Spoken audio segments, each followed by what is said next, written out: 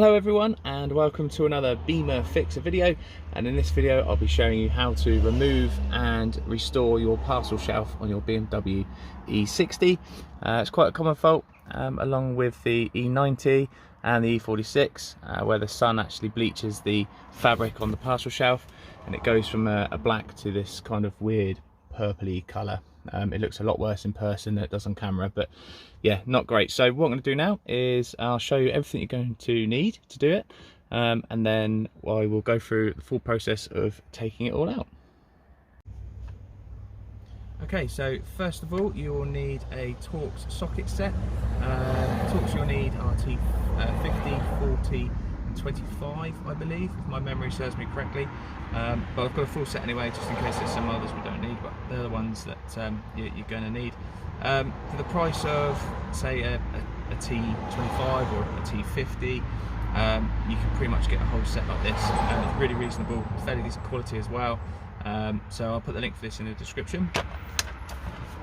Secondly, you're going to need trim removal tools. So again, you don't need a set like mine, but like I've used before and said in the past, for the price of a couple of these you can get a full set. So I'll put the link in this description, because we're going to be removing a few little screw covers on the C-pillars, and also there's some clips that are going to be actually holding the parcel shelf in, so we're going to need a few of these. So yeah, again I think this was about 11 quid, so but I'll put this in the description as well. And then finally you'll need some dye. Now I've gone for the AutoGlym Black Dye. It's really easy and simple to use. You get obviously a fair amount in there, and it's got a good coverage, so hopefully that should be more than enough to do our parcel shelf. But again, that was £10, so I'll put that in the description as well. So yeah, so what we'll do now is we'll crack on and start removing the rear seats. Okay, so removing the bench seat at the bottom is probably one of the easiest jobs to do. There's two clips, one underneath this seat and one on this one, and all you need to do is just pull up. So put your hand underneath, give it a pull, and then the same again the other side. There we go, and then give it a wiggle, and there you go. Okay, so as you've probably noticed, there is some absolute filth under this seat, so just to add to the list of things you might need, hoover. So I'm going to quickly give this a quick hoover out, get rid of these crumbs and delightful things, and then we'll be able to crack on and remove the back part of the seat.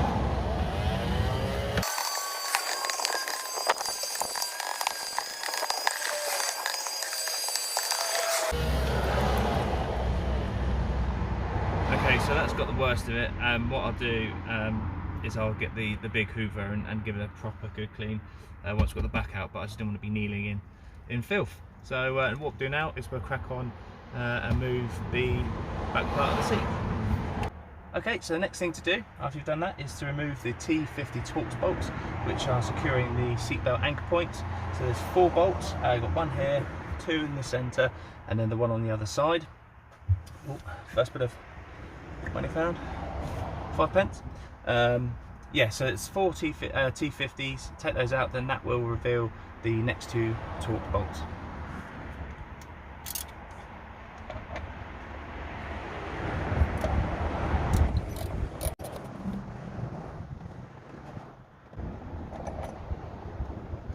Okay, so once you've got that up, you can just let the seat belt right on up there. Keep your bolts safe and secure, so I'll put those down there so don't lose them.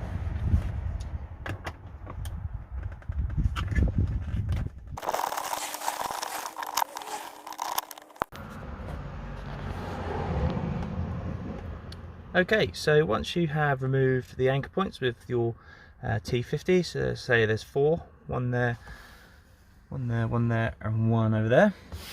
That then reveals the T30 just there, and then the other one just there. So we'll pop those out, and then that should be all we need to do for Torx screws on the back. And then we have to get in the boot, and then I've got to show you how to disconnect the catches. Okay, so once you have removed the T30 Torx bolts there, you need to then come around the back Now you need to go in through the boot, and the bit we need to get to is just in this hole here. So in between these two black screws, in there's a little catch. There's one there, and there's one on the other side, just there too. So what we're going to do, we're going to have to, if you can, climb in to the boot and lay on your back so you can look up at those holes. Okay, so I've managed to get a trim removal tool up in between that spring and this metal plate here. You can use a screwdriver, but once you're there, if you can see there it moving as I put pressure, so all you need to do is move that over and you will get a little pop like that, and then that has released the seat. So I've done that side already. So now all we need to do is go back round to the side of the car and then lift up the seat. Okay, so now we've released the back of the seat, you can just lift it up like this, pull it towards you, and lift up like that, and then go around to the other side, lift that side up.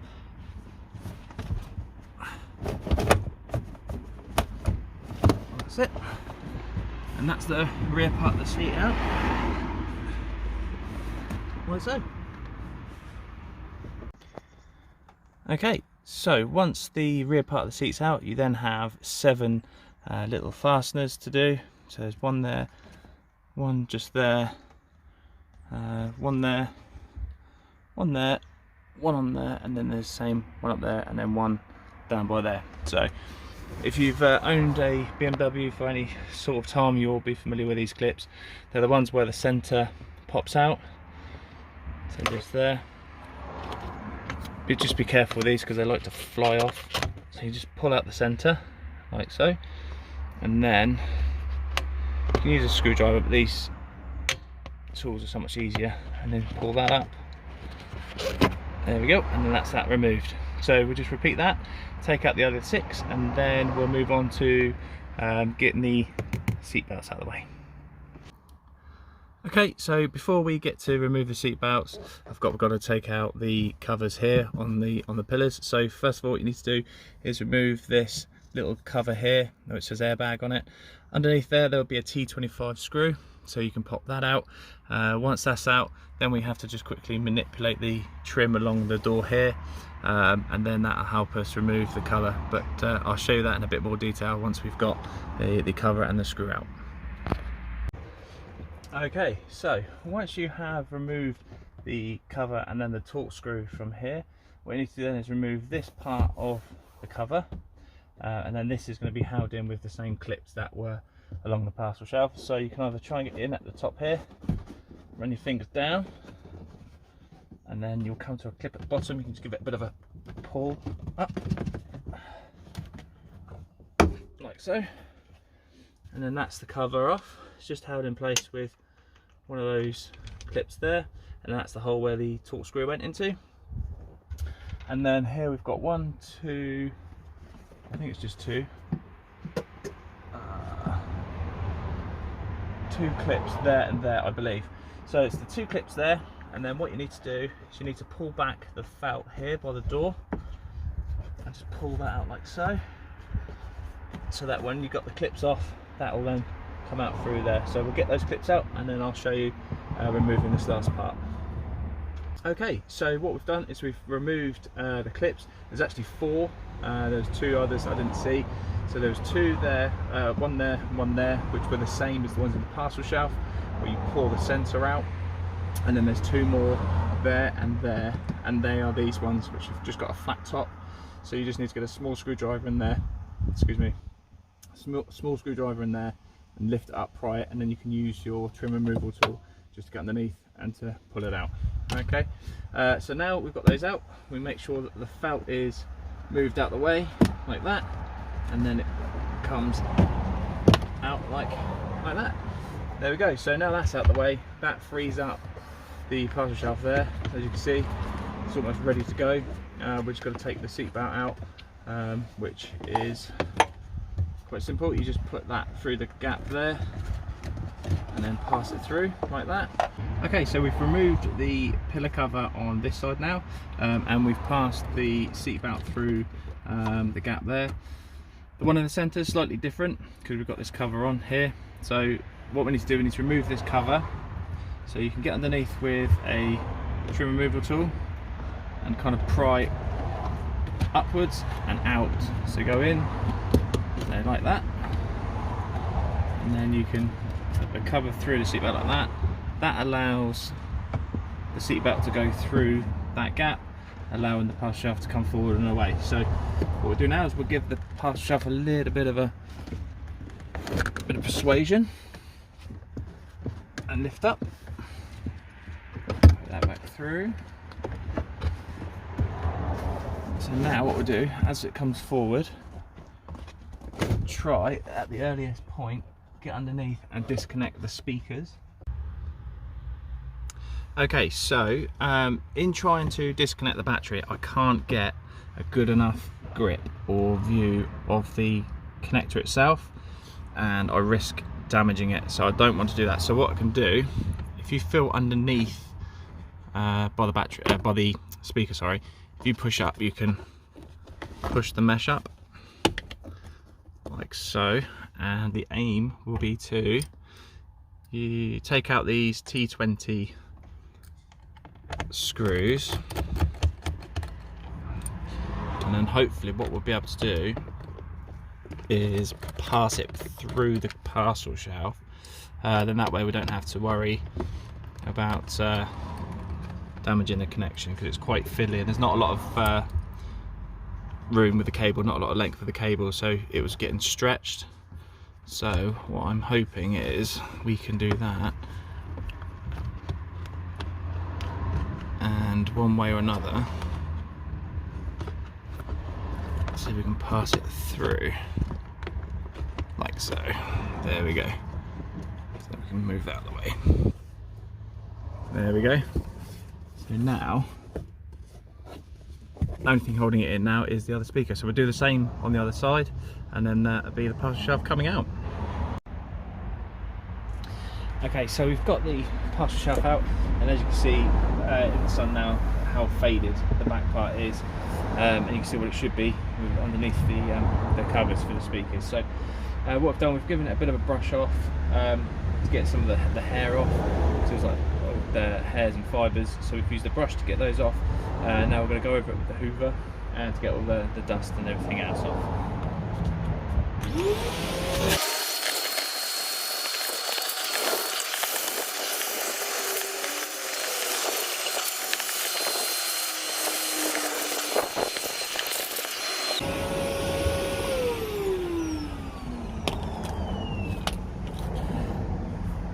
Okay, so now we've given it a hoover over, what we can do is we'll just make sure the plastic trim is cleaned, ready to go.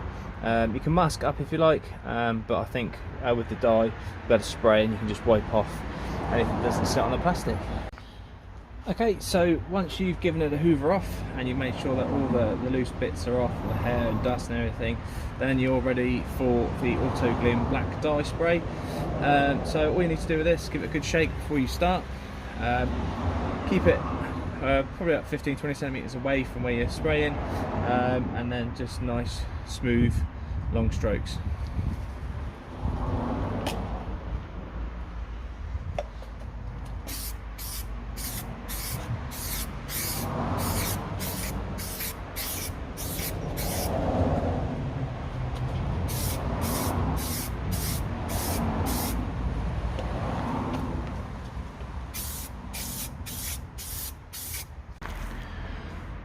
Okay, sorry for the first part of that spraying bit. The camera stand decided to nod off and the camera drifted out, so sorry about that.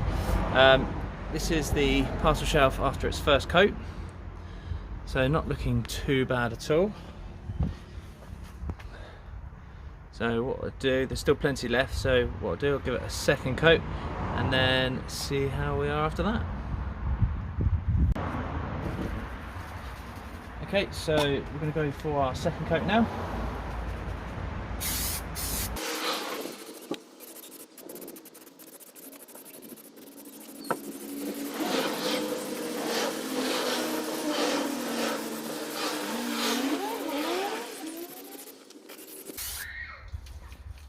Okay, second coat done.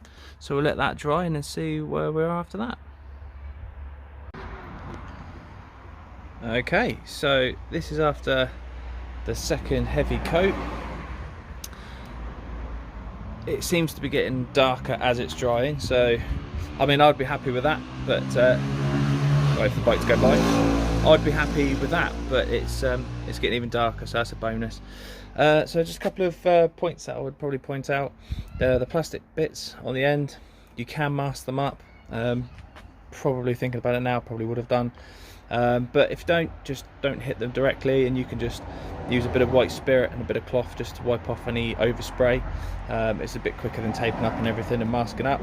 That said, if you do use white spirit, don't use too much and get it off as quick as you can, because you'll end up damaging the plastic. So yes, apart from a few bits of the universe that's landed on there, it's looking good. So whilst that's finishing drying, I think it takes about half an hour to dry. I'm going to give it a bit of a waft with the old heat gun as well, just to help it along. I'm going to carry on and clean the inside of the car while I've got the opportunity. Okay, so I left it for half an hour after cleaning the car, came back, it had dried, but I wasn't completely happy with it, so I had to go get another tin and do it again and let it dry again, and now it looks a lot better.